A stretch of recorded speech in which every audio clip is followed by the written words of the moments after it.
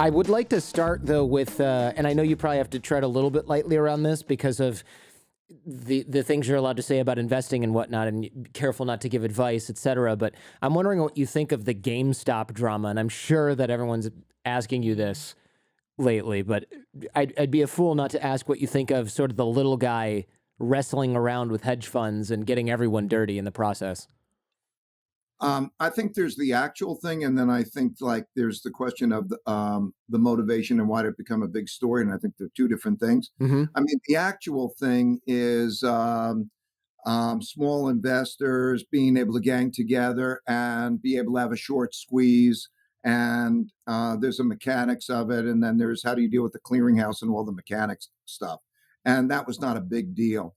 I think the big deal is the question of this: is it symptomatic and does it hit a nerve related to the clash in our society? In other words, that little guy, that underdog, which also represents the poor and the populace and so on, whacking the other party and going, yay. And even that's not so worrisome as much as we're now in a situation where there's real desire to do real harm. So it used to be the game. Like I would have been on their side. When I started off, I used to caddy, get $6 a bag, and I used to be them. And that's a fabulous way of learning. But I didn't want to hurt. But we're in a society now where there's the people wanting to hurt each other, and I hope it's not that. But anyway, I think that's what caught people's attention. We can definitely get into that because this almost like populism has to do, and it's not really populism because it's Reddit and investing, but it does have a little bit of a shade of populist flavor to it. And we'll get to that in a little bit because we are going to talk about the changing world order. And I'm going to say this right now. I'm going to misspeak at some point and say the new world order. And I don't want anybody to think that we're talking about Illuminati conspiracies, because whenever you have somebody on the show who's successful and at the upper echelons of society or investing, whenever I say anything that sounds like it might have to do with conspiracy, anything, people go crazy. So I'm gonna call it out now that I'm gonna say new world order, and I don't mean anything other than changing world order. I just can't get rid of the cliche in my head here. So we'll get to the cycles in a little bit here. I saw something you'd said that really does sort of smack of GME or GameStop in a nutshell. You said being successful in the market is more difficult than getting a gold medal in the Olympics. But nobody thinks about trying their hand in the Olympics, and everyone thinks they can compete in the market. And that to me was this sort of GameStop thing in a nutshell. It's also cryptocurrency in a nutshell for a lot of speculators, right? Like, I'm in on this early thing. I'm going to put in 5,000. No, wait a minute. I only have one chance at this. I'm going to mortgage my house again and put in $55,000. And nobody would think, I'm just going to try that ski jump. That looks like fun. It's going to turn out great. So, well, that's right. What I mean is making money in the markets is a zero-sum game. There's a buyer and there's a seller.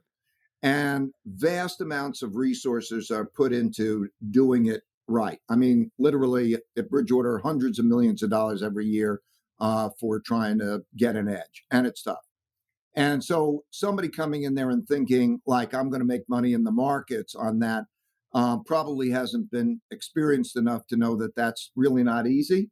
And so as you start to go into these investments, that's part of the way of learning. And by the way, the small size that you can invest in is a great way to learn. Mm-hmm. So to carve out a particular amount of money that you can lose, let's say, depending on how you invest, you can lose it all, you lose 2/3, fine. Everybody, for example, that I know in Bitcoin, who's the experts, the greatest bulls, would still say you could lose all your money in Bitcoin. And yet it might have something that maybe it's something that will have 10 or 20 or X number of times. So being aware, being humble, and going in there with the experiences to do it. I'll just tell you a funny story. My beginning, at 12, I used to caddy. And as I said, I would earn $6 a bag. I'd get $50 and I would put it into the market. And the first stock I bought was a company by the name of Northeast Airlines. And the only reason I bought the company was because it was the only company I heard of that was selling for less than $5 a share. And I thought, like my brilliant logic was, if it's going to go up, I'll make more money because I can buy more shares. Right. I mean, totally stupid. It was a company that was about to go bankrupt. Someone acquired it and it tripled. And I thought this game is easy. Yeah, I'm a And so, genius. so you go, I looked at the Wall Street Journal and there was all these lists of names, and I just figured I have to find one that goes up, one that goes down, or whatever. It isn't easy. So, but anyway, it's great that everybody can go experience, have their learning process. But just, I think the thing that you're trying to get across, and I'd like to get across, is it's not easy. Be careful. Right now, everyone, well, I shouldn't say right now, because depending on when you're listening to this, if you bought Bitcoin last year and now you still have it, you look like and feel like maybe you're some kind of genius. And that's the problem with a lot of this speculation, right? Is what's the phrase? In a bull market, everyone looks like a genius or everyone thinks they're a genius. I can't remember which one it is. Probably doesn't matter. And that can really start to convince somebody that bought Bitcoin 3 years in a row that they actually know something that other people don't and aren't just lucky. And it leads to this bag holding, which can exacerbate some of these negative cycles that we're going to get into here, where people feel like the system isn't working for them and they seek to make drastic changes to it, which can end up destabilizing the whole system. And I know that when I bring this kind of thing up in a discussion with any of the speculators, whether it be crypto or stocks or GameStop on Reddit, I'm usually met with something along the lines of "Okay, boomer," even though I'm 40. But it doesn't matter; they're all 22 years old, and that sort of leads to the idea that the concept that you can know just enough to be dangerous, right? And I know that when we talked about this last time you were on the show, when hiring for Bridgewater, you don't value experience as much as you value character, creativity, common sense, and the knowledge to figure out how to do something as more valuable than specific knowledge of how to do something. And that might seem unrelated, but I think it also helps people, that type of knowledge helps people realize that getting lucky once or realizing that they've had some good results doesn't mean that their systems are good. You're emphasizing, I think, one of the most important points in life, which I learned out through investing. And that is, whatever success I've had in life has had to do more with how to deal with what I don't know than anything I know. And that's after doing this investing game for over 50 years. And so once somebody deals with that risk, in other words, how do you maximize taking it in and how do you deal with unknowing? Okay, two ways to do that. I just would love this to come through to people. Is it doesn't have to exist just in your head. So in other words, like for me, I form my theories that this thing should happen. Then I try to go to the smartest people I know who might disagree with me. I just did this today on Bitcoin. Find the smartest people who might disagree with you and have the back and forth. It's the quickest way to learn a subject. And when you get that sort of triangulation where you're stress testing, you get an education, but you also improve your probabilities of right. And the other thing is diversify, because if you know how to diversify, you will not lower your returns by lowering your risk. You improve your return to risk ratio, because if you balance things, like they have comparable returns, but you diversify, it means you can take on more, get more returns for a unit of risk, and that's the game. So the power of knowing what you don't know and that humility is important. Also, you think about the basic arithmetic of investing. You lose half, you have to earn double. Okay, lose 50%, you have to earn 100% to get back to even. So knowing how to balance those things and learn your risk and deal with it that's what you're really saying. That's what I'm trying to emphasize. And it's in all dimensions in life. If you're dealing with, should you have a medical procedure? Who should you marry? Where do you live? Or something, like if you could take in the best thinking around you and stress test it, that's helpful. It seems like the decision-making process, I know at Bridgewater, and again, we touched on this last time you were on the show, but we didn't do as much of a deep dive as you do in principles. You said this in a way that was genius. Let me see if I can get the phrase here. beware of people that argue against doing something when they can find something slash anything wrong with it, because these people tend to become poor decision makers. Does that quote ring a bell, or am I pulling that Yeah, out of thin air? yeah, Okay. yeah. You got the essence of it. Okay. So why is this the case? Why is it that we should beware of people that argue against doing something when they can find anything wrong with it? And the idea, of course, is you can find something wrong with literally any idea. Does that mean that these people never take action, or does it just mean that they don't know how to weigh what's important and what isn't? They don't know how to weigh what's important and what isn't, right? Every decision is weighing a pro against a con. So it's kind of lousy decision making. And you say, okay, that thing, but weigh the pros against the con. And then you're making an expected value decision with keeping in mind that you don't want to have a risk of ruin. So no bet or no series of bets should be able to take you out of the game. And then every decision is an expected value decision, and it starts to make you think differently because maybe something has a 20% chance of happening, but it has a 10-to-1 return to risk ratio. That's an expected value positive. So as you start to think about expected value, weighing pros and cons, and then making sure you don't have concentration, that's a good way to bet. Now, I want to switch gears a little bit and into something that I think is weighing on a lot of people's minds, because recently in the news, a lot of folks heard that you had suffered a loss in the family. And as a new parent, I myself can't imagine how I'd begin to deal with that kind of loss. Your son passed away tragically, for those that have not seen this. And you've actually written quite a few pieces on what you've learned from this, which I think is it's amazing, and it's also, it requires you to dig pretty deep to find some sort of, I don't want to say positive outcome, but any sort of lesson that isn't just purely painful and negative. And I'm wondering how that process was for you. I mean, you have to get philosophical in many ways about things like this. Otherwise, there's just almost no way out. Um, I'm very much a person, pain plus reflection helps me get progress. So I'll describe it to you. Um,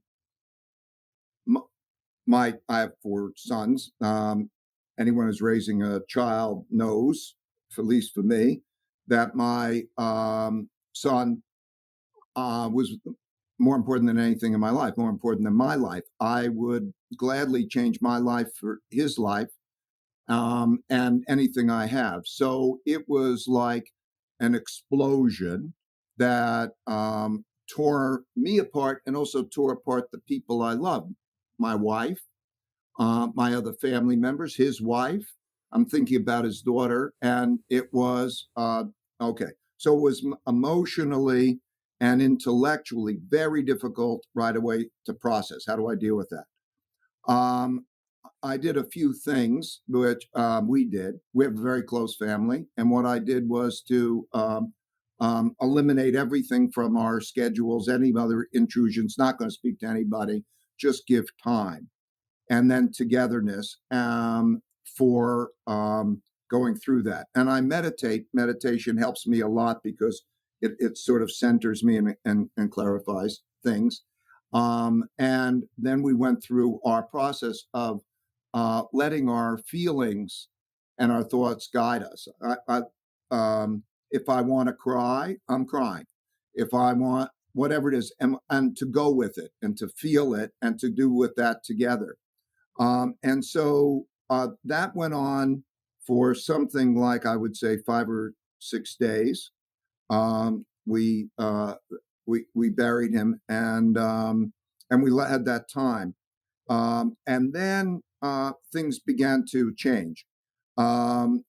Rather than feeling sorry for ourselves and myself, and feeling sorry and thinking about the past and what we'll miss, we, so many people are going through their own losses, and so thinking about the future and how I or we could help. How could we help his wife, his daughter, his others, and think about the future, and also then at that time the stories, going, being there, feeling those stories, laughing as well as crying and going through that.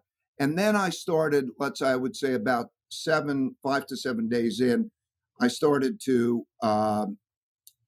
try to be quick about this, but I got the condolences. And then one thing that we did, that my wife and I do every day, is we want to have him with us. So what we did is we set up there's a picture. We have tea each morning, and we sit in the same spot. And there's a picture of him with his daughter, and then there's a candle, and there's a flower, and then there's a journal. And so what we do each morning is we have memories, and we journal that down, and that brings him up, and we feel there it's a new relationship. I think it would be very difficult if we just sort of said, no traces of him, he's gone, go on as normal. And so we have a new kind of relationship. He has a place in that, and we're enjoying it. And whenever the mood comes, we'll feel whatever our moods are. That plus the process of going through it, pain plus reflection equals progress. To think about my emotional self and my intellectual self, to kind of get them centered and aligned, was good. And these condolences that people gave us made me feel the relationship, and the whole thing changed. Also focusing on priorities. Like, I want to hug my kids more. I want to there's nothing higher priority. And then we start to think of some of the lessons and the benefits, and then helping others. All of that has put everything in a good place. In other words, we're in our new normal, right? And we've adjusted to that. And then also logic. Some of the principles that I wrote in Principles helped me a lot. I mean, like, for example, it's correct that each of us are vessels for our DNA, and our vessels are passing through. And I could see in his daughter him, and I could see us in him, and so in her, and move on. And so he's with us in that way, and then we are adapting. And it's like the serenity prayer, the serenity prayer, which means, God, give me the serenity to accept that which I can't control, and God, give me, the strength to control that which I can, and the wisdom to get the difference. So we have come to our appropriate good place. It's not what we want, but on the other hand, it's got its benefits, and we over the last, I would say, 6 weeks, we've come a long way. The pain plus reflection process seems quite intelligent emotionally. And I'm thinking about this. For me, what would I do? And I have to be honest, I think if this type of event happened, I would just throw myself into work and try not to think about it. And I'm guessing that you've, in the past, tried other strategies that were not as effective as the pain plus reflection equals progress. It was nothing like this before. But I do know that's the wrong strategy, to throw yourself in. First of all, I think you're not dealing with it. Right. Okay. I think that just relaxing and giving yourself the space and feeling as you're going through that process. What do I feel? What do I think? Is it the most huge thing that has happened to you? It's the most huge thing that happened to me in my life. So it just doesn't logically make sense that I can just go to something else which seems so trivial. So the clearing everything away, and then also being there with others, was like, I couldn't have done it because the way you're suggesting. And a lot of people take the person out of their lives, and they do that, but it's not resolved. Yeah, I'm not suggesting that my way was a strategy, by the way. I'm suggesting that that's a dysfunctional way that I would have probably ended up trying to handle the same situation, if that makes sense. And I know a lot of people do handle situations poorly like that. I mean, you read about it all the time. in biographies of people who've lost their sons or daughters in World War II, and they say, we never, my mom never spoke of him again. And you think, why is that? And then you realize once you become a parent, oh, it's simply too painful, and they've never actually dealt with this. They've never made space for it. And I think each to their own, but do think about that, because not only do I have it, I believe, really in the right place and a resolution, but I have him with me and I have it with us. So he's part of that. And that's a joy. And he is. His thoughts, his personality, and what it means for his daughter and whatever, the trying to cover up the pain rather than to work it through, I think might not be the best path, but each to their own.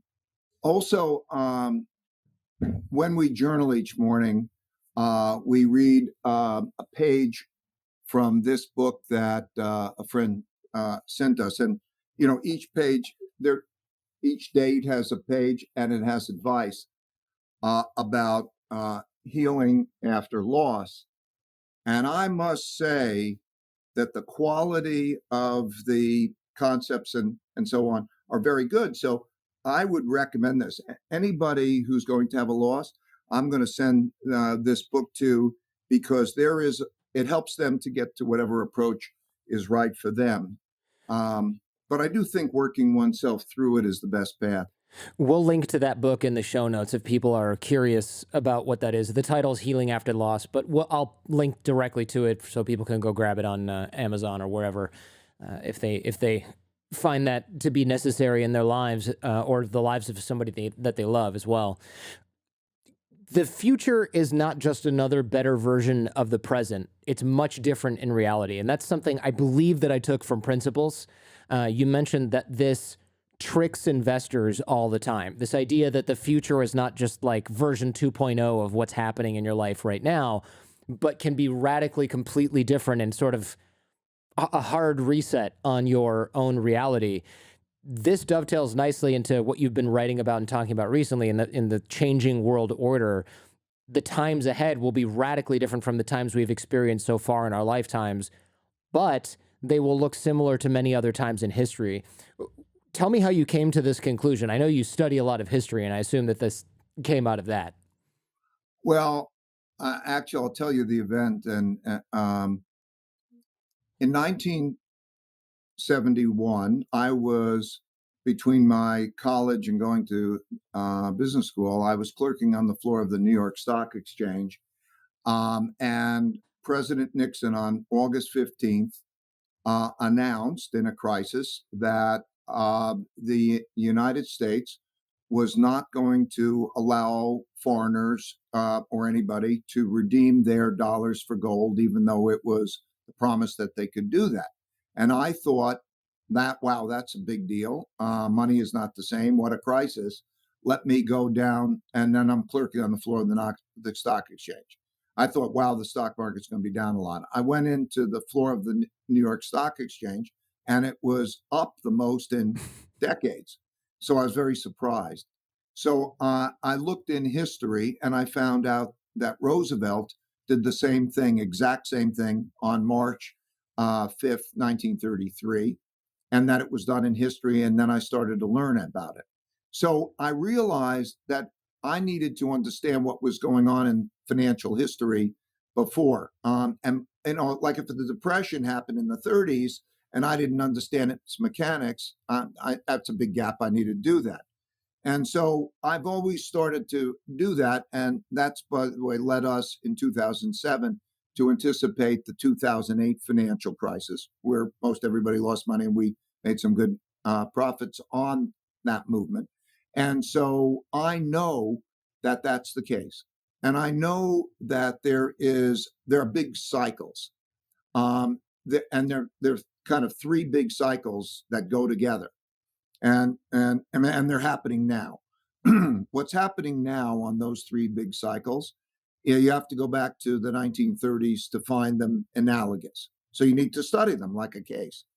And those three things are, there's something going on with the production of debt and money, where you hit a zero interest rate and you produce a lot of debt, and it's too much debt that you can't sell it, so that the central bank has got to print money and buy that debt monetization.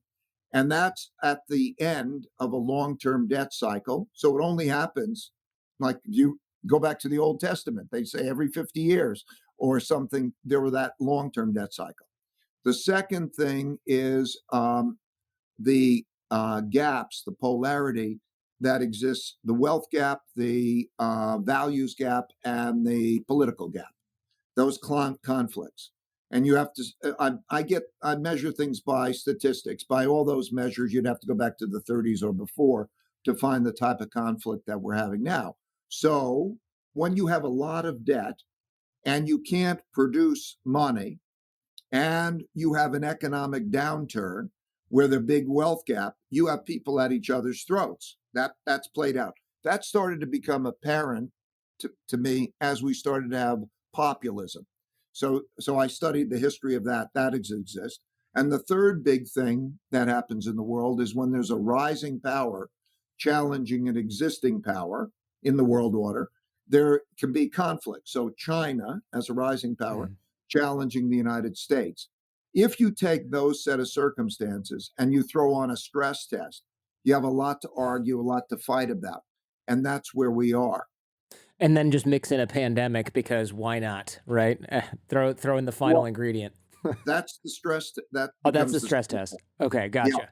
So when we look at the lay of the land, that's where we are. And if you didn't study history, you'd be in trouble. And because the arcs take about a lifetime, about 3 generations roughly is what the arcs take. Those at the beginning, like my dad's experience through the 30s, um, is totally different than if you go 3 generations later. Because if you go, and by the way, empires tend to last about 3 generations.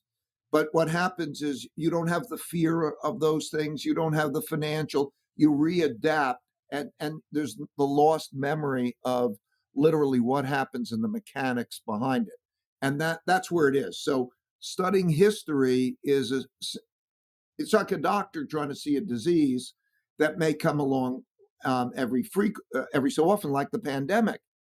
Pandemics or great floods come along. Maybe there's a 100-year flood. Well, this cycle comes along with that frequency, so you're only going to get like one a lifetime. But when they come along, that's 10 years or more of quite something. Yeah, I think this makes sense, right? Because if no one alive has ever seen, or a handful of people alive have ever seen the conditions that you're in the moment, no one's going to be able to listen to those folks who are crying out warnings from experience because either they don't exist or there's 15 of them in the entire country at the time, right, that remember what it was like at a certain point.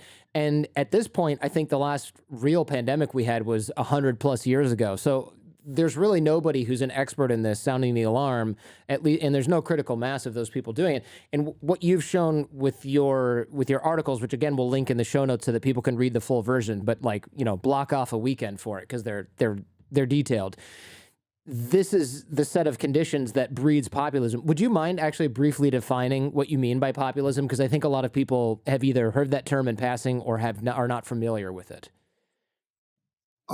There's populism of the left and there's populism of the right.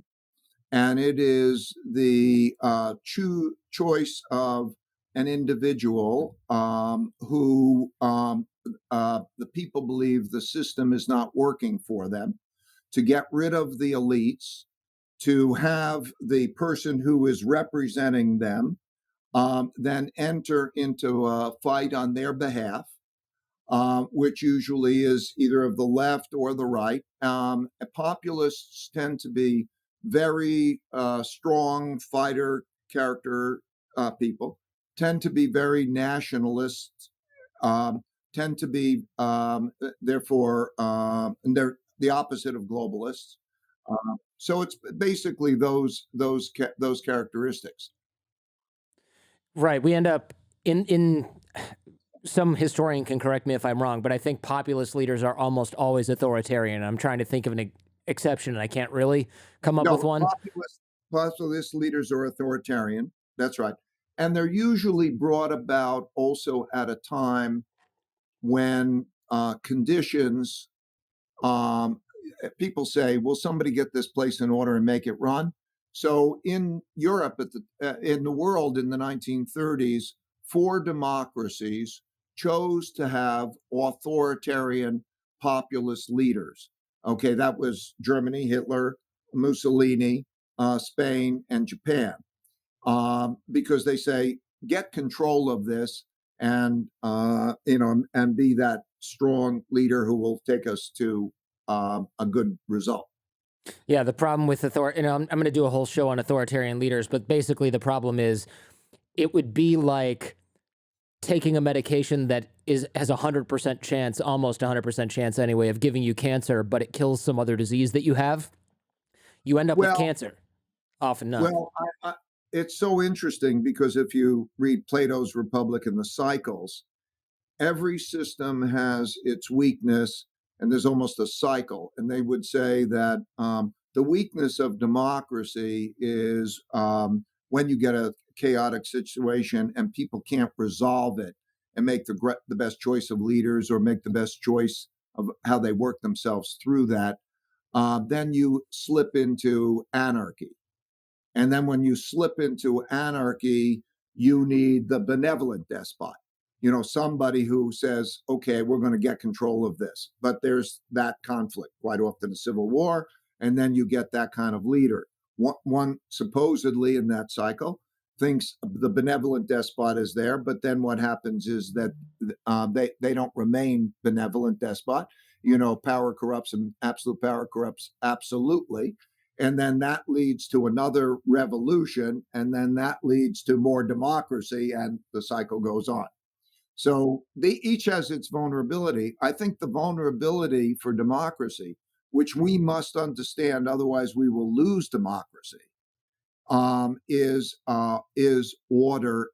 You need order and respect of rules, and you have to be very careful of anarchy, when the causes that people are behind are more important to them than the system for resolving disagreement. The system is in jeopardy, and hopefully it's the fear of losing that and that anarchy that prevents people from not fighting when they should try to find cooperation. I think we have real challenges being able to bring that around today. Okay, because there are irreconcilable differences. There are issues that uh,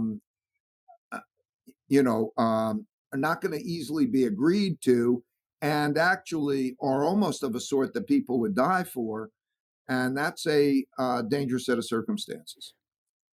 I definitely agree here. And I think it should scare people maybe a little bit more than it does, because speaking of what we just sort of mentioned before with the whole idea that something is outside our reality, therefore it can't happen. No one was alive. No one around right now was alive during the last Civil War, but there are plenty of people that have moved here from countries that have Civil War, and they're often screaming from the rooftops, like, hello, we walked across a desert or took a dangerous boat ride or both to get here because of these conditions. And this is exactly what's happening. And then you have a lot of people. In fact, I'm guilty of the same, because I thought, well, okay, we're not there yet.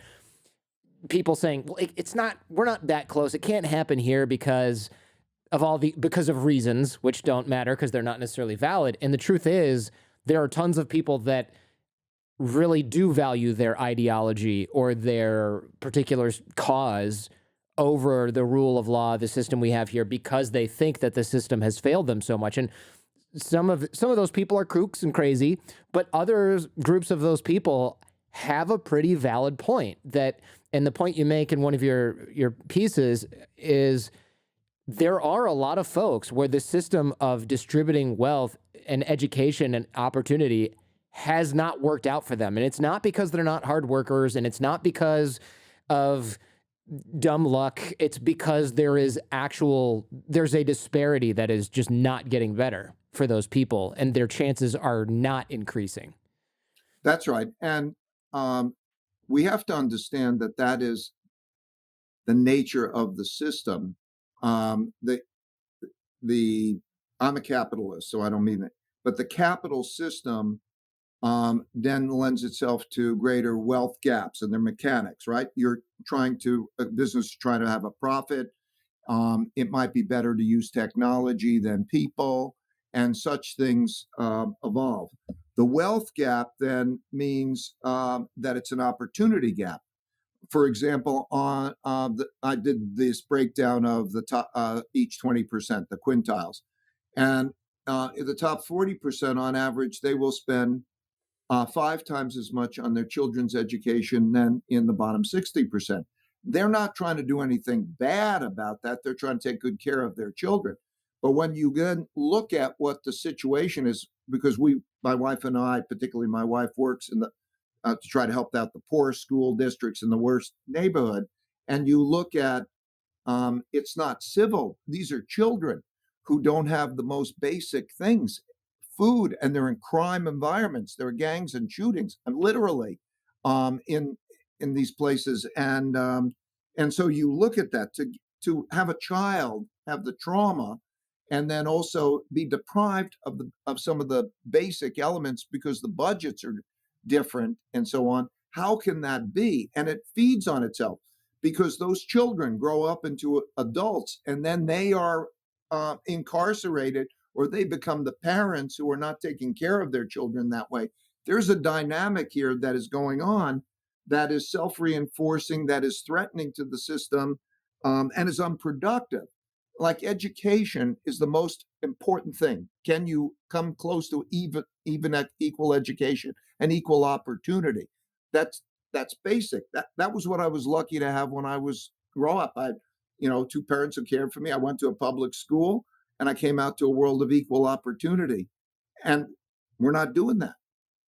And that and to do that requires revolutionary changes. And there's a lot to argue over here. And that's going to be the argument. So how do you resolve those arguments? And it's like this. So the existing political, let's say Biden, which I really appreciate, wanting to sort of be president of the United States, is also in a position where he's actually he has to bring the others into the tent. So it's not easy to resolve. And if you don't resolve them, that's when revolutions and civil wars happen because it can't be resolved adequately. And then you have the clash, and then you have the winners, and they set the rules. That's how history is shown. When do you think that the opportunities that you came into, say, coming out, going into a good public school, have these been getting worse at a faster rate, or is it a consistent rate over time and we're just now starting to see, or not starting to see, but we're now finally paying attention to, I should say, the massive gap that has occurred? Or do you think that the 2008 crisis just threw gasoline on the fire of No, this? no, it's been happening, and it really wasn't the 2008. I mean, the 2008 played a little bit of a role in it, but things like the system naturally wants technology. If, like, think of it today. If I have a robot that can work instead of an employee, and they're less expensive, they don't get COVID, they don't complain, and I improve my profitability, if that happens, then it's natural that those will want to develop, and then that creates a gap. If or where do I produce my products? Do I want to produce them where it's most cost effective, and then money goes abroad, and so on. And so what we've seen around the world is that within countries the wealth gap has increased, but between countries the wealth gap is narrowed. So as money goes from, let's say, the richer countries like Mhm. the United States to the other poor, therefore the ones that are the poor, the ones who are on the lower end in also the higher countries, are going to experience it the worst. And it's just not dealt with, right? So there's no plan for dealing with people related to technology replacing them, or then even, let's say, monetary policy. Up until recently, monetary policy would be the central bank would buy bonds, and they would buy them from investors who would then buy other investments and then cause the prices to rise. And so financial assets would rise, and those with financial assets would benefit. So there's a mechanics here that needs to be dealt with in a smart way so that there's not a loss of productivity. There's a real risk here of just saying we need money and let's distribute money without the thinking of how does that affect productivity or the value of money. So because if you do, at the end of the day, you have to be productive and you have to be broadly productive so the system works for everybody. And so there's an engineering exercise that really people are not much talking about. It seems kind of terrifying in a way, right? Because we have this increasing wealth gap, which just, and of course, even with, I won't say social media, but with just media in general, maybe back 100 or 200 years ago, we didn't really know the differences between how people lived. You had a clue that the guy in the castle was better off than you in your mud hut or whatever in your farm. But now we can really clearly see the difference in the way that people live, especially if we're on the lower end. I mean, hell, people who are in the 1% are jealous of the people in the 0.1% because they're looking at it on Instagram, whether it's real or not. But certainly if you're in the lower 50%, you can see that you are the one that didn't have this, that didn't come up with that can't go to this school. And price of education is skyrocketing. It's not even just, how am I going to pay $13,000 for a college education? Now it's, how am I going to pay $13,000 for the books I need to go to the classes that I would attend at this $40,000 a year institution? I mean, it's just it's wildly out of reach for most people now. And if you read history, I hope they'll read chapters 8 and 9 in the Changing World Order, because it's about internal order and disorder, is the series, that segment. But there's a sequence of events that's like a script, and it just keeps happening over and over again. So you could see it in past revolutions. It's important to understand the mechanics of it. There's always a middle. For example, they start, and then what happens is the middle is eliminated. The moderates are eliminated because you're forced to take a side. You have to be tough and you have to take a side, or you're perceived as weak. You can't be in the middle. And then there's circumstances, and people get angry, and then people move. Like people are leaving certain locations. They're leaving certain cities or certain states, partially because of the taxes, but also partially the environments are becoming less hospitable. And so that produces a hollowing out, because when they leave, they take their tax rates, their tax payments with them, and then there's less money. And so structurally, the government has no way of even getting the money because it's a state issue. Like education is a state issue. On average, only 8% of the education budget comes from the federal government. So in a state where there's not much money and people are leaving, and also where the tax districts means that if you're in a richer tax district, you have better education than if you're in a poorer, how does that structure change so that you deal with that? And what are the consequences of it not being dealt with? These are serious. What do you think of education being taken over by the federal government? I mean, it doesn't sound like you're recommending that, but I am curious. It sounds like you're a proponent, at least, of strengthening the capitalist system by investing in education. I'm wondering where you would recommend that investment come from if you had a magic wand. Well, there is money and then there is skill. Okay. There are certain things. If I say take it over, it always reminds me, it's like if you have the central government run something, it's almost always ugly. It's like, I don't know, it'll be like the Motor Vehicle Bureau and it becomes so bureaucratic. I mean, I don't think that that's a good thing. However, I do think that funding, like I see what goes underfunded in terms of just the basics, and the states don't have the capacity to do that. and it's not civil. So when faced with the choices, I think it does have to be federally funded. When I think about such as connectivity, we in Connecticut is, I think it's still the richest state in the country, but anyway, a rich state, has a very large wealth gap and is in debt. And so we had, you need computers to have online education. 60,000 students did not have computers. We personally had to buy those computers. We did. We bought computers, got them. And then there's the issue of connectivity. To not have connectivity today is like not having electricity or a telephone in your Yeah. house. Now, who's going to pay for that?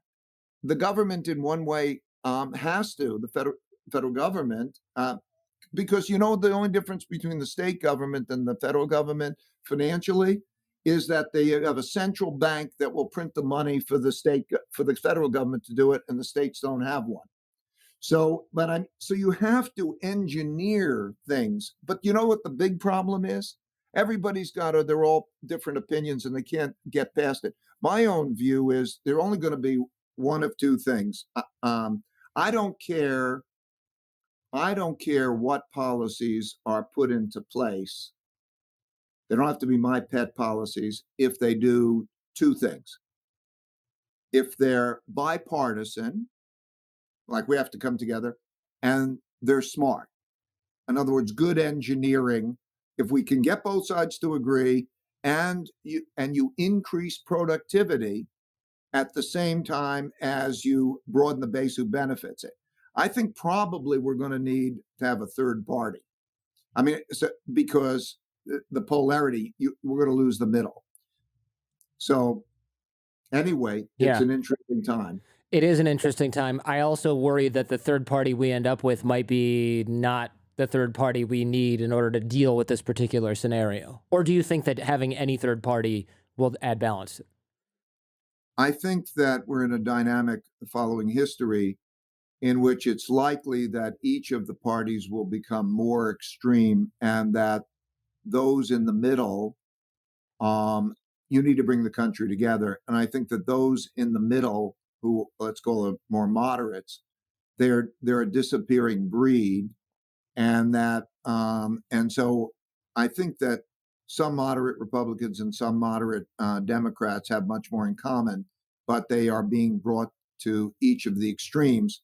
And I think that if watching in other countries and through history, sometimes a swing votes doesn't have to even be president; it could be senators or so, can have a capacity to bring those parties together rather than allow one party essentially to subjugate the other party, which I think is history has shown that if you have one party which is more dominant to the point that you can do what the other party thinks is uncompromisable, Mm-hmm. you will have clashes. No empire really has ever even been sustained by imposing those taking the uncompromisables.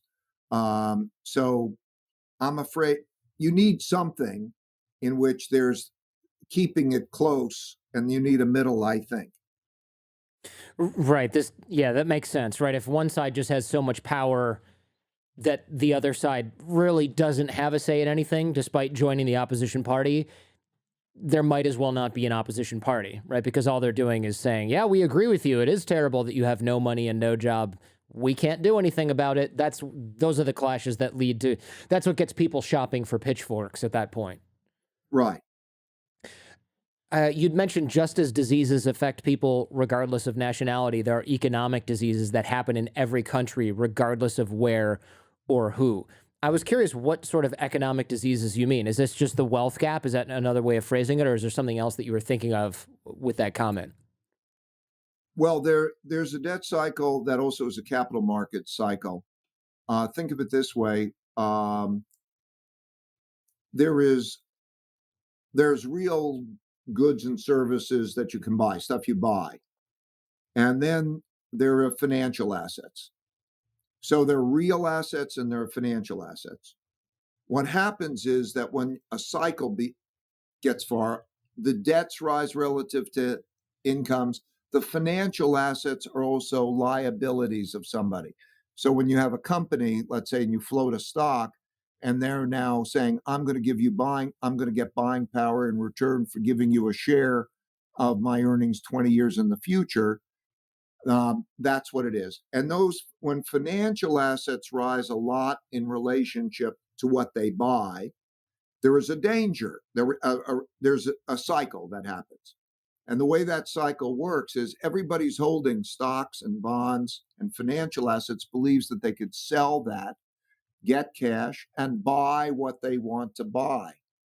And the problem is, of course, they can't, because there's much more financial assets than there is those other assets. Yeah, I mean, like 5 times more than that. And so once that begins, it's like a wave that works the other way, and it causes like bank runs and things. People selling that because they want their financial assets. That causes central banks to print money, and that devalues money. And that cycle has existed through time. So that particular dynamic is a very common disease. And it's very important that people understand the mechanics of it and see it, because the consequences are a lot. It's a basic thing.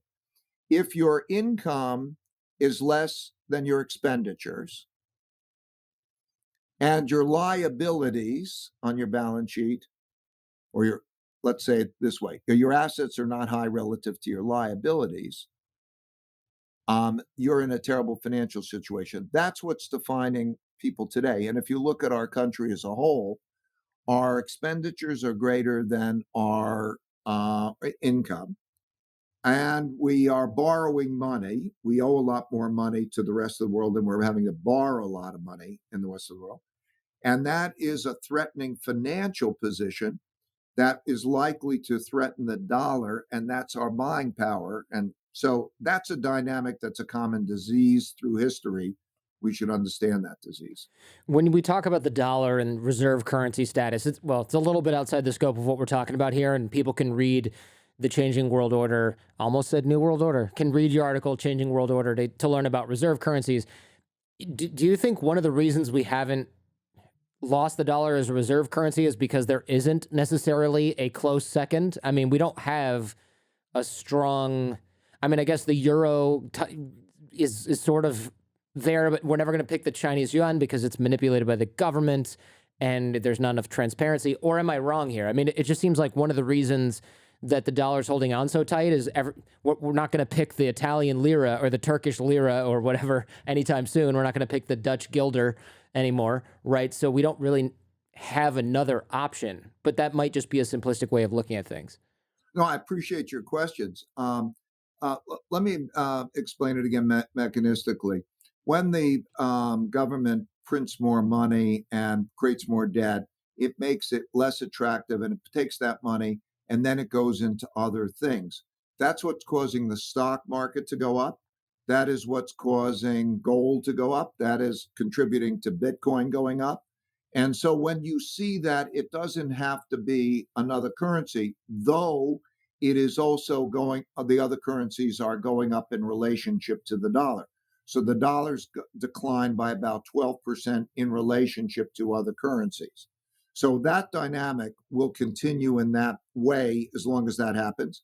That will also then cause, with a lag, inflation to go up and so on.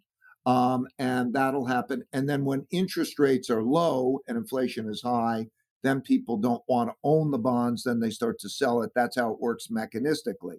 However, it is correct that circumstances are changing in the world for the Chinese currency to become more of a competitor in the world. And that is because a currency is really a debt in that instrument. Let's say if you own a bond or your currency, it's really that you own a debt that can be paid in that currency. So when they own dollars, and if you look at the portfolios of the biggest institutional investors, and now I'm talking about central banks, sovereign wealth funds, and so on, they have a lot of dollar denominated debt. And then we're going to ask them to buy a lot more because when we produce it, we need to sell it, and you have to produce a lot more, and that requires more printing. And at the same time, China's becoming more competitive. They're opening their capital markets to investment. Their investments are relatively attractive. They're offering stocks and bonds that are real competitors to the stocks and bonds that are offered in the United States. And they're offering them at as attractive rates. And so there is more movement, which tends to support their currencies. In addition, they are moving more to internationalize their RMB. That means use it for transactions. China is the largest trading country in the world. In other words, who does more trade in the world? Mm-hmm. China's the most. But it denominates most of its trade in dollars or other currencies, maybe a reserve currency. Increasingly, it'll denominate those in renminbi. And so you're seeing that kind of a shift too. My main point is that if you look at dollars and dollar denominated debt, whether you look at it in relation to stocks or bonds or gold or Bitcoin or price of goods and services or the Chinese renminbi and so on, it's got an issue. Yeah, this can get sort of almost infinitely complex for the casual listener, I think. But what people need to know here is that if the dollar loses its reserve status, the fact that we've been doing, well, it's bad no matter what, but it's definitely going to be bad for the fact that one of the reasons we can borrow / print so much is because we enjoy that reserve currency status. And as that weakens, printing money turns us into Zimbabwe over a period of time. No offense to Zimbabwe, but your currency is terrible, right? So when you have $1 trillion bill in Zimbabwe, like that's not what we want for the United States anytime soon here. And it's not that we are in danger of that happening overnight, but we're not headed in the right direction to stabilize that. Would you agree with that? We're not headed in the right direction? That's right. We don't have to go to Zimbabwe, but when you can't borrow and people are selling, that means that you have to sell more than you buy. And since that lowers your living standard, lowers your buying power a lot, and it depreciates the value of your money. And that means you can't make those purchases. That means also the power of the United States goes down. You can't spend on everything. And in a world, even let's say the conflict with China in Asia, there are defense expenditures. There's challenges there. So you have to spend on defense. You have to spend on this. You have to spend on that. There are so many different things to spend on. And somebody who's lending you the money wants to know they're going to get paid back. That's the dynamic. That's a dangerous dynamic to have, particularly when you have a situation where people are at each other's throats and everybody says, I need more. And you're trying to figure out how do you make it fair. Ooh, that's a lot to deal with. Yeah, it's very messy. And I think people who look for authoritarian answers, they're pointing at that and going, hey, we can't sit here and complain about, I don't know, what sort of a pet argument, things that one side always sort of tends to characterize the other side as stupid. So they'll say like, hey, we can't worry about what pronouns we're using when we're literally going to get taken over by the Chinese Communist Party. And it's an exaggeration in many ways, and it's hysteria in many ways, but it's not completely untrue, right? It's just a bad characterization of one side versus the other. And so it becomes, when you put yourself in those types of people's shoes, you start to say to yourself that maybe I understand their perspective a little bit more when they're looking for a strongman type to just lead us out of this mess. Hey, we can worry about whether everything's fair for you as soon as we get out of the fact that we're about to get squashed, right? It just seems like the priorities get jumbled. And yeah, then are you fighting for me? Right, exactly. And I know that when I was doing prep for this, Abby told me, well, Ray's hopeful because there's all these different things happening that are sort of rays of light in this storm here. I'm curious what you think those are. You wrote, at the same time, we have great human capital and thinking technologies that can help us see how to best deal with these challenges and do the inevitable restructurings well. If we can all deal with each other well, we will certainly get past this difficult time and move on to a new prosperous period that will be quite different. We should never, especially in the worst of times, lose sight of the fact that humanity's power to adapt and quickly get to new, higher levels of well-being is much greater than all the bad stuff that can be thrown at us. And for that reason, I believe it's smart to believe and invest in humanity's adaptability and inventiveness. I would love for you to speak to that a little, because this is the one thing America really has going for it, in my opinion. If we're good at anything anymore, and we are, by the way, we are, but it's this. We are adaptable and we are innovative. That's correct, right?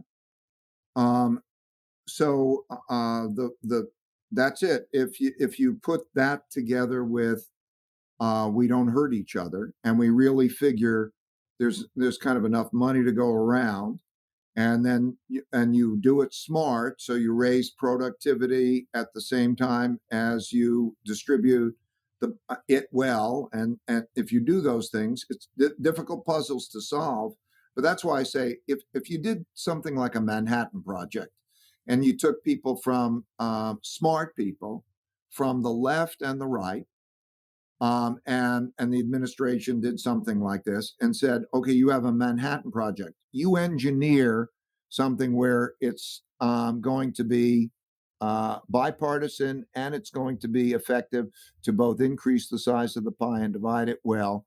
And they came back. Well, I would take that. I don't. It doesn't have to be my exact one, but if they have the intelligence and skills to know how money creates this and how it all works and engineer it well, there's the capacity. Because if you really think where we are today in relationship to our standard of living as a whole, by almost any minute, our real incomes as a whole, where the world and we are better than we have ever been before. So, from that perspective, with adaptability and cohesiveness, this is all possible. Is it probable? But possible. That's why I say, if I have an expression, if you worry, you don't have to worry. And if you don't worry, you need to You worry. should be worried. Yeah, exactly. Right? Because if you worry, then you will deal with it. I hope people will worry about the picture. I hope they will read chapters 8 and 9 and worry about that picture. And I hope that that worry will be a shared worry that will help people bring together to think about how to do it smart and together. And again, we'll link to all of these chapters and the whole thing in the show notes, because if there's one thing my audience wants, it's something else to worry about. But for real, though, it is good to know. I know exactly what you mean, because not thinking about this is dangerous. And thinking about this, it might stress you out and make you feel like you're out for a walk in the rain. But it also means that you're not going to walk blindly into an open elevator shaft, to mix ugly metaphors here, right? We can actually have a chance of correcting course. What do you think about something like universal basic income, which is sort of a maybe clunky way of redistributing wealth? Well, I think the real question is there are two questions. The first is where does it come from? Right. Does it come from anything? And then how's the money going to be used? Um, so when I think of, we work with poor school districts and poverty areas. And I think that they're so starved for programs that are the most basic things. I'm talking about food, basic things that need to be taken care of. I know that that needs to be taken care of, and it's indisputable, and it would be great. And I worry that if you just send a check, it depends how whoever gets that check uses that check. Is it going to be used in the best possible way for that child's education or those people's education? So, whatever's going to be most effective, I'm all for. There's many benefits. You don't have to have a bureaucracy. They know their own personal needs so that they can take care of their personal needs, not into something that's rigidly given to them and so on. If you put it in the hands of the right people who know how to use it in the best possible way, that's great. That's not always the case, though. And then at the same time, you have to really think, is that at the expense of that other program? Or is it in addition? And then, where does the money come from? But I would say the following. One of our greatest costs, probably the greatest cost and the least efficiency, is in inadequate education and inadequate health care and for children in these poor areas. The economic cost that comes from them not graduating high school, like our mission in these areas is to try to get kids who would have dropped out of high school through high school. We did the economic studies of that. It costs very little relative to the cost of not having them graduate high school, because the incarceration rates, the cost of the crime, and then the cost of incarceration and all that is so terrible, and it feeds families with, it's tough to be a parent in that set of circumstances. Mm-hmm. So anyway, it has to be examined. It's not been done in a big scale before, and it's been done in little areas, but I think those questions have to be answered. Yeah, I'm with you on that. I mean, it seems it it would serve as an economic stimulus, but a lot of times, like you're saying, you don't want an economic stimulus. You want their kids to be able to have a good meal that has vegetables in it at school, or like be able to go and get a full night's sleep because their mom isn't working also a night job where they have a kid strapped to their back. Things like that, right? That stuff is more important. Or to go to the doctor twice a year and make sure that they don't get a debilitating disease because they have unchecked strep throat, some crap like this that we hear about happening. It happens all the time. Okay, Connecticut, richest state in the country, I think it still is. Mm-hmm. Hartford, Connecticut, the capital. Children have a problem walking to school, passing areas where gangs are for shootings. So the things that you're referring to, how can a civilized society allow that? There's no, like, there always should be a bottom beneath which you can never fall. That's that basic. And these are children. I mean, so it's terrible.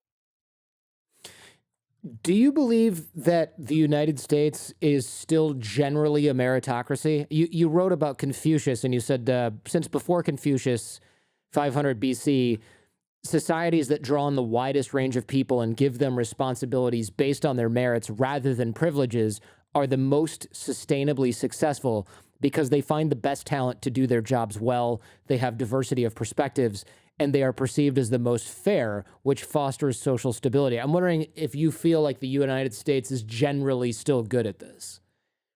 No, the United States is not good at this. This is not, if you take any of the measures, childhood poverty rates, the disparities, and so on. And I know the difference because I grew up in an America in which the goal was equal opportunity, and it was really pursued. We never achieved it fully, but it was a different thing. And it did draw upon those populations. No, it's not good. And I want to be clear. That's not some left of center socialist or policy as distinct. As I say, I want productivity. It is just a basic reading of history. The things I said about that, when you can draw on the greatest population, when you have less social disorder, because you teach not only education, you teach civility, how to behave well with each other. And then people say the system is by and large fair. How can that not be logically a more productive and less socially disruptive system? I mean, I agree with you 100% on this. It's very disappointing for me to acknowledge that point, right? That we're not a great meritocracy anymore, because it's one of the fundamental beliefs that I think most Americans have about ourselves is that you can be whatever you want to be when you grow up, kind of like the one thing we all remember from childhood universally across the country. And I think it's Chris Rock has a bit about this, about how when you say that to a white kid, they go, I know that.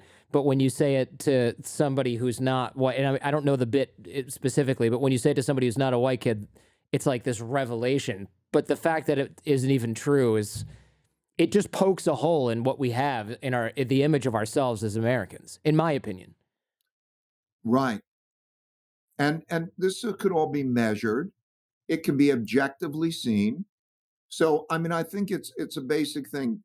Do we aspire to equal opportunity? Are we increasing the size of the pie and the distribution? All of that can be measured. So they're metrics. So we should be able to look at, okay, how are we doing on those numbers and use them as metrics. And so if you have a president or you have somebody, we say, that's our common goal. I don't know that Americans now agree on, what are the principles that bind us together. I don't know that we agree on the principles that bind us together. I don't know that we agree on the American dream and are willing to have it measured. I mean, it's us. The problem is us. I agree with you there, and I think it's put forth by the media, and we'll sort of wrap on this point. Although I do want to mention that you've said a few times, like, "Hey, I'm a capitalist," or you say, hey, "This isn't a left wing thing." Are there people? You say that a lot. I wonder if are there people that come to you and say that's communist or you're being a social? I mean, how do they reconcile that you have I don't know, 160 plus $1 billion under management, you're a hedge fund manager, and then they're going to call you like Ray Dalio, billionaire communist? What's the logic there? I think both take the opposite in extremes. Anything I say, in other words, all this being unfair needs to be restructured. Taxes need to be changed. We have to restructure it in this way because of the polarity. Some of those people say, okay, now I'm against it. Some of the other people, so from the left or the right, I often get people getting angry. Well, not too often, but in other words, thinking, okay, what is it? So capitalism, is a form of alchemy in a sense. Okay, and how do you do the cycle? These things are real. So yeah, I mean, I'm just trying to say I'm a mechanic, not just an ideological. And I think that the things I'm saying, um, just are they true? Do you agree with those? And then how do you engineer it there? That's all I'm trying to talk about. In closing here, because I know we're running short on time, you mentioned that we don't necessarily agree on the principles or the truth of the American dream or what is the truth anymore. And that dovetails well with your point about your idea about the loss of truth in the public domain, right? We're more polarized. Media distorts, propaganda distorts. There's a lot of emotional and politically motivated messaging out there. In your writing, you say in stage 5, which is kind of where we are now, where people are fighting, not civil war fighting, but we're starting to separate into our respective sides. And there's a lot of characteristics that go with that people can read about. People who are fighting typically work with those in the media to manipulate people's emotions to gain support and destroy the opposition. And Martin Barron, executive editor of the Washington Post, says, if you have a society where people can't agree on the basic facts, how do you have a functioning democracy? It seems like we're there right now, right? Like we can't. I talk to people and I go, wait a minute, this is demonstrably false. And they say, well, facts don't care about your feelings, Jordan. And I'm like, yeah, but your facts are like, you just made that up, or like some blog you read just made that up to get you riled up. What are you talking about? Like, there's data on this and you're just ignoring it. It's frustrating. It's a reality. Yeah, and it's a combination of the politicalization, the commercial economics, um, the has made it such that our legal system, unlike that of Canada and the UK, actually makes it legal to knowingly lie for the media. It is legal to knowingly lie. So it's a case where, okay, what do you do about it? The credibility of the media has gone down so bad. I think if you think of it as a national emergency, one might hope, if we believe that it's intolerable and everybody speaks to its intolerability, Maybe there's a self-regulatory organization. Um, in other words, I don't want the government to control the media. Yeah. On the other hand, some organizations have self-regulatory organizations that can make the control of that along those lines. Because if not, I think that they'll be torn down. These revolutions are something that are, they people get angry and they'll tear them down. You even see the you see the signs of that now. So I hope we learn and we change. Like, can we make it illegal, maybe, or sanctioned by the media industry that you are not allowed to knowingly lie in the media? Is that too much to ask? I mean, as an attorney, I'm sure that I could find a downside to that, but it's kind of hard as a layman to sit here and go, no, no, I should be able to read an article that's complete bullcrap that somebody made up in order to get me to believe something that helps them economically or gets them more clicks, right? Like, Well, one thing is making a mistake. What you'd like to see is a responsible journalist who does not want to make a mistake. mhm, right. Maybe that's too much to ask. Okay. But what you certainly don't want to have is a journalist who knowingly lies. And to have a legal system that says you can knowingly lie and it'll be okay. There's something wrong with that. That industry's got to somebody's got to get control of that. Yeah, look, no argument for me on that. I'm sure that 10 seconds after I hang up, I'll say, "What about this?" and it'll come to me. But I am curious what people think. If you're listening to this right now and you're a journalist, tell me why it should be fine for you to knowingly lie, and I will accept your argument even if I don't agree with your logic. I'm very curious what some of the journalists who listen to this have to say on this matter, and attorneys for that matter, who might have thought deeply on this subject, which of course I have not. Uh, And pass it along to me too, because I'm dying to hear the answer. I will. I'm the only thing I'm expecting is some sort of crazy drawn out philosophical argument or some chilling effect that may or may not ever happen. But I look at that and I think, okay, but the downside of the current system is almost infinite, and the downside to some chilling effect that may or may not even happen may be minimal and almost has to be minimal in comparison to what we're dealing with right now. And even what I'm talking about are legal systems in Canada and the UK. These are not crazy places. Right. Yeah.